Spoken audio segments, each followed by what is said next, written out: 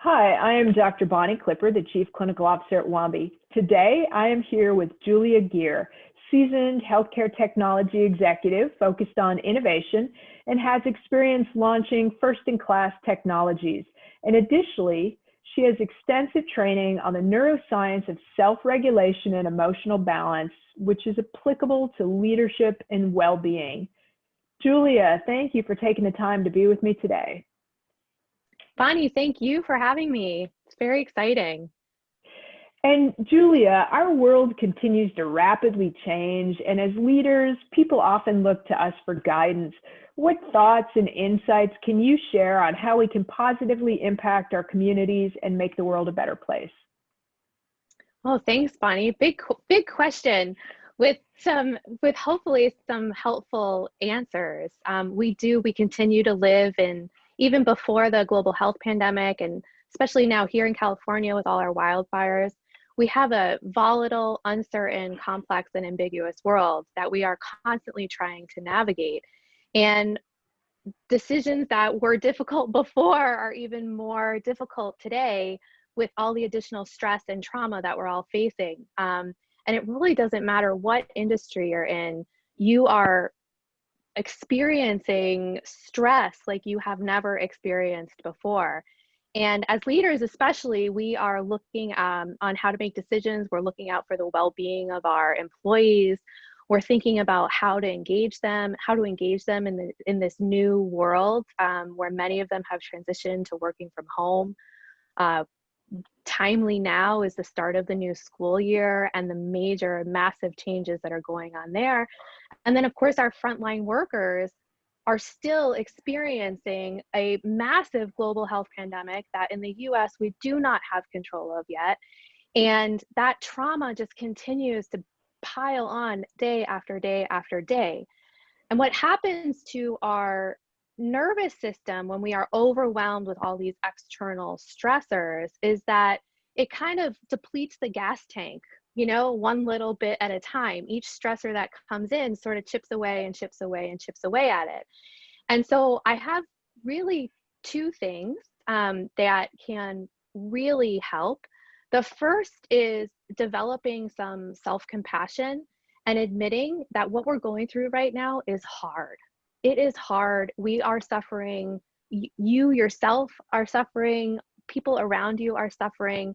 And if you don't admit that first, it's really hard to tap into compassion and empathy for those that you are leading or even your family members, etc.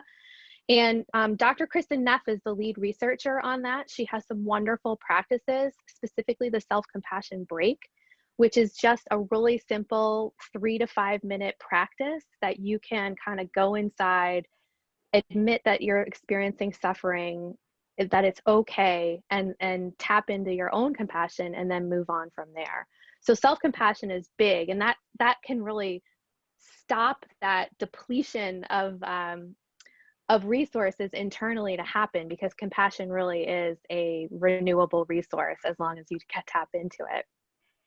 And the second thing there is to be able to develop a pause between a stimulus and a response, so that in that pause, you're really making a choice. You're responding to whatever is in front of you versus reacting.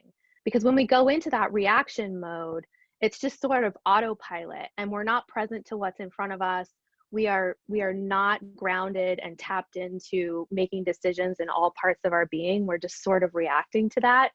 And that, especially under stress, can have really dire consequences. Dr. Daniel Goleman talks about this as like one of the fundamental parts of emotional intelligence. And you can develop this, you can actually develop it. And it starts with self-awareness. And some great practices to develop self-awareness now are really grounded in mindfulness, which is getting a lot of attention and a lot of buzz, but simply being present moment awareness, being aware of all that is in our being and in the being of others in the present moment. So you're not dwelling on the past, you're not having anxiety about the future, but you're truly being present with everything that's in this moment. And that will also allow you to develop that pause.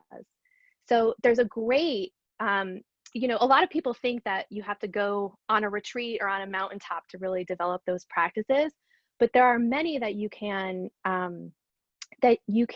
operationalize into your daily practice or into your daily routine or day.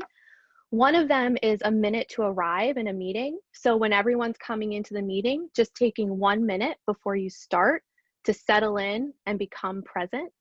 That's a great practice, especially in the healthcare profession where so many people are coming in and they've just been in really stressful situations or environment. And it sort of like settles the snow globe, both in your own mind, but also in the room. And then another one is a 3-breath practice, where in the first breath, you relax your body. In the second breath, you relax your mind. And then in the third breath, you ask yourself, what's most important right now? And it just really pulls you right into that present moment. So those are some practical tools that you can, and practices that you can use. And it's one of those things that it's like toning your biceps. The more you do it, the more toned it will be, the stronger it will be, and the more accessible it will come. I love those tips for us. I especially love that you threw VUCA in the first 5 seconds. So I love that. It's really great though, because you gave us some pointers that are not difficult and we can all build into our routines. It really can make a difference. So thank you for that. And Julia, where can people find you on social media?